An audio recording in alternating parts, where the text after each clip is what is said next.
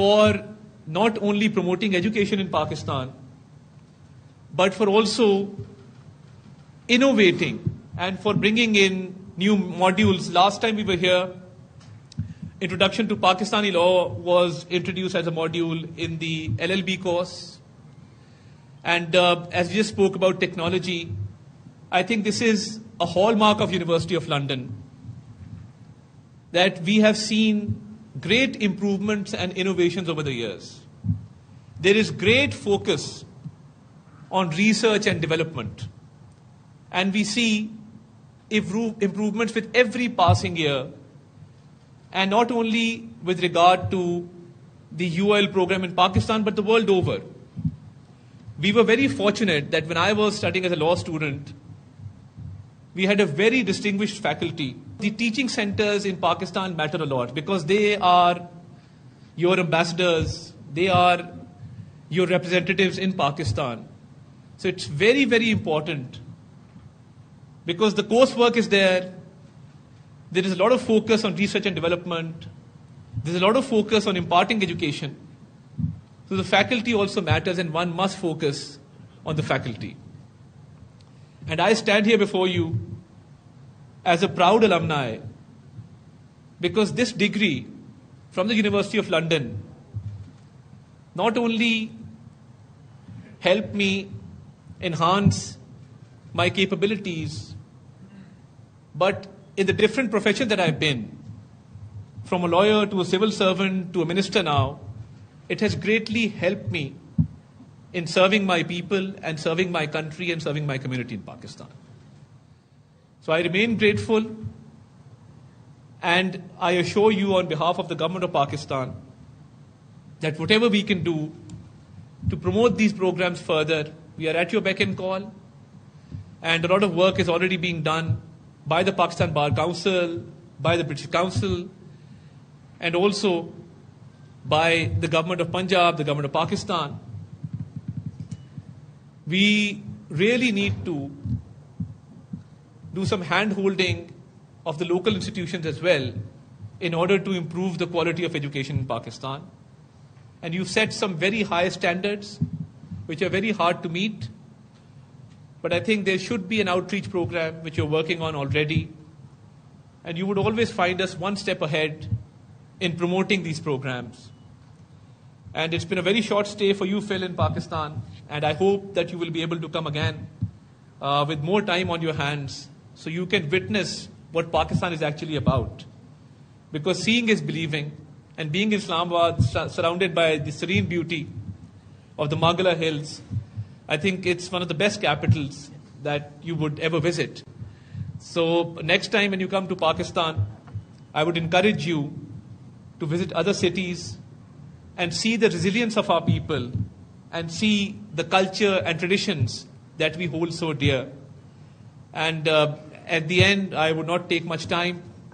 I remain at your disposal for any service that I can provide to my alma mater, the University of London, which has a tradition and a history of centuries.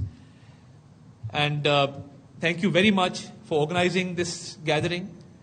And thank you for all that you've done for Pakistan and for the field of education in Pakistan. Thank you very much. Now I would humbly request the chief guest for today, the Honorable Acting President of the Islamic Republic of Pakistan, to please say a few words. Thank you. Bismillahirrahmanirrahim. Honorable Mr. Atta Taran, Federal Minister for Information, Pro Vice Chancellor, Mr. Phil, Justice Ms. Aisha Mane, Mr. James Hampson, Mr. Saad Wasim, Country Head, University of London,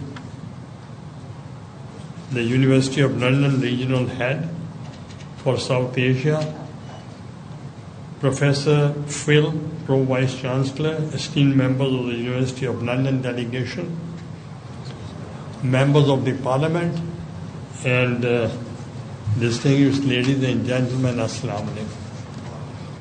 It is a profound pleasure to welcome the distinguished delegation from the University of London to the Islamic Republic of Pakistan. I extend my warmest greetings to Professor Phil and his esteemed colleagues. Your presence here this evening represents far more than a diplomatic courtesy. It symbolizes a bridge of knowledge, aspiration, and partnership between our two nations. Distinguished guests, the University of London stands as one of the world's most prestigious institutions of higher learning. For nearly 2 centuries, it has nurtured some of the finest minds across continents and contributed immeasurably to global progress spanning 13 spectrum of human achievement. Pakistan takes immense pride in the fact that numerous distinguished Pakistanis count themselves among the accomplished alumni of the University of London. These individuals have excelled in public service, law, medicine, academia, business and diplomacy, carrying forward the values of rigorous scholarship and critical thinking that your institution embodies. This shared heritage forms the bedrock of our partnership and inspires us to strengthen these ties further. What makes relationship particularly meaningful is the University of London's enduring commitment to Pakistan through your international programs of recognized teaching centers across Pakistan. You have provided thousands of Pakistani students with access to world-class education. This transitional educational partnership has democratized learning opportunities and enabled our youth to compete on the global stage while remaining rooted in their homeland. For this sustained engagement, Pakistan is deeply grateful. Ladies and gentlemen, allow me to speak candidly about education in Pakistan today. We stand at a pivotal juncture in our national development. Despite the resolve of our people and the dedication of educators, the education sector continues to face deep structural challenges. Pakistan is one of the highest numbers of school-age children who are not enrolled in formal education, with significant gender and regional disparities that disproportionately affect girls and rural areas. Recognizing the urgency of the situation, the government declared a national education emergency in 2024. Understanding the need for bold action, ensure equitable access to schooling across the country. This declaration reflects a renewed commitment to expanding inclusion, strengthening learning systems, and improving educational outcomes through coordinated federal and provincial governments.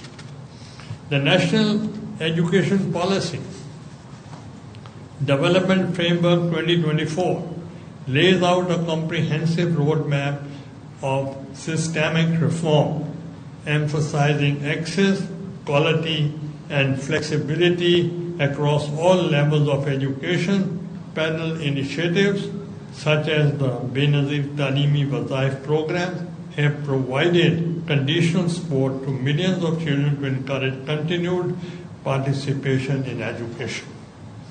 Our challenges by climate-related disasters, including the floods of 2022, which caused extensive damage to educational infrastructure and disrupted learning for thousands of children.